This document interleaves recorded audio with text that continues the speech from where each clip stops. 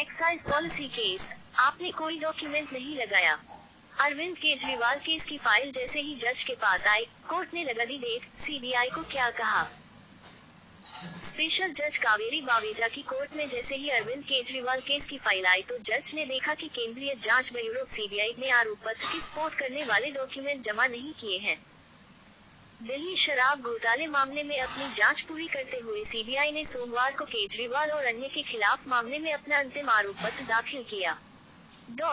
दिल्ली के मुख्यमंत्री अरविंद केजरीवाल केस की आवाज लगने के बाद दिल्ली की अदालत ने अगली तारीख दे दी। असल में सीबीआई ने अरविंद केजरीवाल के खिलाफ आरोप पत्र दाखिल किया था। उस पर मंगलवार को सुनवाई होनी थी। इस सुनवाई के दौरान सीबीआई के द्वारा दाखिल आरोप पत्र पर संज्ञान लेने या न लेने के मामले में 12 अगस्त तक सुनवाई को टाल दिया है। स्पेशल जज कावेरी बावेजा की कोर्ट में जैसे ही अरविंद केजरीवाल केस की फाइल आई तो जज ने देखा कि केंद्रीय जांच ब्यूरो सीबीआई ने आरोप पत्र को सपोर्ट करने वाले डॉक्यूमेंट ही जमा नहीं किए हैं। दिल्ली शराब घोटाले मामले में अपनी जांच पूरी करते हुए सीबीआई ने सोमवार को केजरीवाल और अन्य के खिलाफ मामले में अपना अंतिम आरोप पत्र दाखिल किया।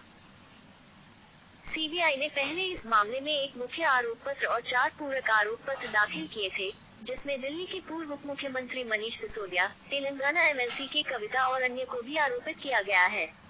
एजेंसी ने कहा कि सोमवार को दाखिल किया गया आरोप पत्र मामले में उसका अंतिम आरोप पत्र है। एजेंसी ने कविता के खिलाफ अपने आरोप पत्र में कहा कि टीडीपी सांसद और शराब व्यवसायी मगुंटा श्रीनिवासलू रेड्डी ने 16 मार्च 2021 को दिल्ली सचिवालय स्थित अपने कार्यालय में केजरीवाल से मुलाकात की और उनसे राष्ट्रीय राजधानी में अपने शराब कारोबार में सहायता प्रदान करने का अनुरोध किया, ताकि उस समय बन रही आबकारी नीति 2021-22 में बदलाव किया जा सके। सीबीआई ने आरोप लगाया कि केजरीवाल ने रेड्डी को सहायता का आश्वासन दिया और उनसे कविता से संपर्क करने को कहा, क्योंकि वह दिल्ली की आबकारी नीति पर उनकी टीम के साथ काम कर रही थी। इसके बदले में केजरीवाल ने कथित तौर पर रेड्डी को अपनी राजनीतिक पार्टी आम आदमी पार्टी आप को धन मुहैया कराने के लिए कहा।